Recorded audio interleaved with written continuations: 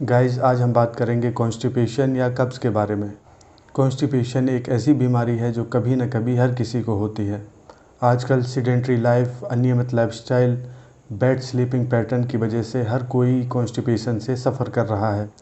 आज हम बात करेंगे कॉन्स्टिपेशन, इसके कॉज, सिम्टम्स और होम्योपैथिक ट्रीटमेंट के बारे में। तो चलिए शुरू करते हैं। सबसे पहले हम बात करते हैं कि कॉन्स्टिपेशन क्या होता है। गाइस, अगर हम आम भाषा में बात करें तो हार्ड स्टूल को ही कॉन्स्टिपेशन बोलते हैं।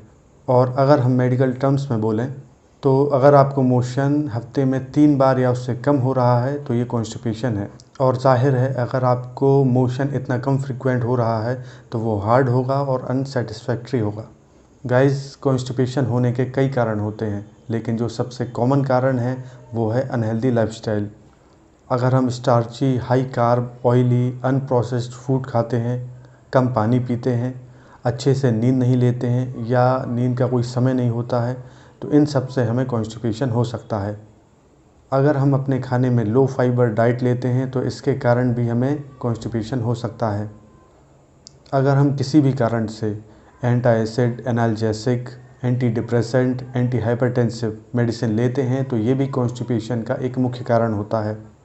ओल्ड एज में बॉवल मूवमेंट बहुत स्लो हो जाता है, जिसके कारण स्टूल कोलोन से धीरे धीरे पास होता है और इसी दौरान जो उसमें वाटर रहता है वो कोलोन द्वारा एब्जॉर्व कर लिया जाता है।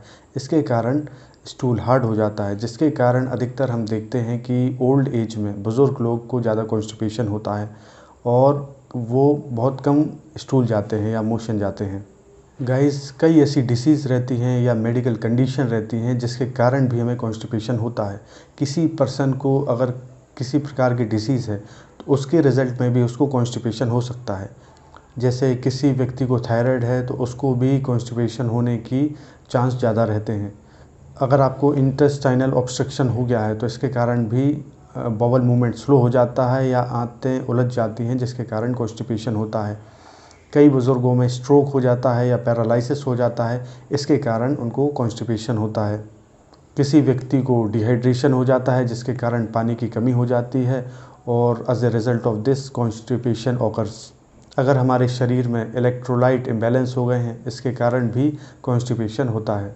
गाइस, अगर हम सिम्टम्स की बात करें तो कॉन्स्टिपेशन में कई प्रकार के सिम्टम्स देखने को मिलते हैं।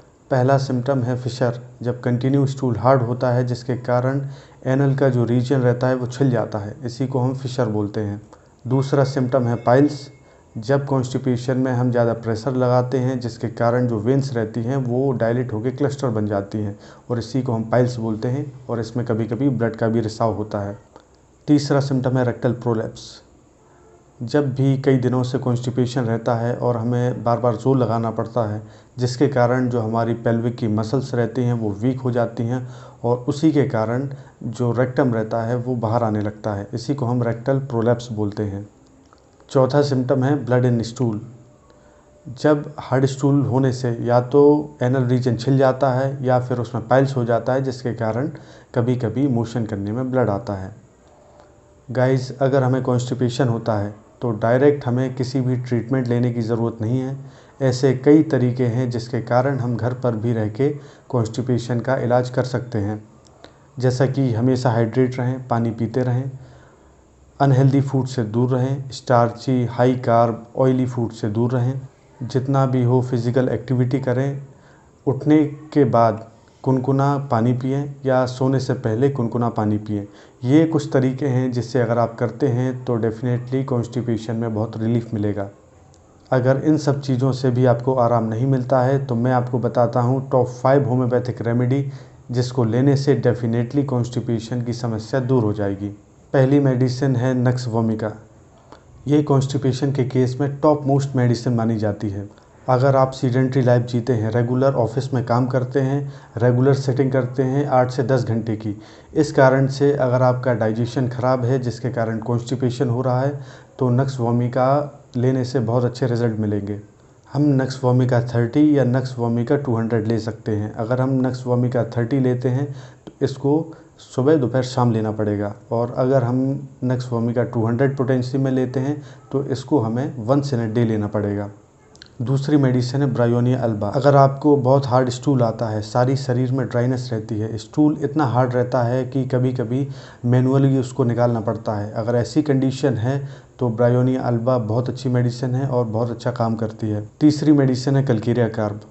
अगर हमें पहले स्टूल हार्ड हो रहा है और बाद में सॉफ्ट हो रहा है, अगर ऐसी कंडीशन देखने को मिलती है तो कल्कीरिया कार्ब बहुत अच्छा इफ़ेक्टिव वर्क करेगी। चौथी मेडिसिन है कॉस्टिकम। अगर कॉन्स्टिपेशन के साथ पेन रहता है, ऐसी कंडीशन में कॉस्टिकम होम्योपैथिक मेडिसिन बहुत अच्छा काम करती है। पांचवी मेडिसिन है लाइकोपोडियम। अगर कॉन्स्टिपेशन के साथ आपको ब्लोटिंग होती है, इंडाइजेशन होता है, ऐसी कंडीशन में लाइकोपोडियम बहुत अच्छा काम करती है।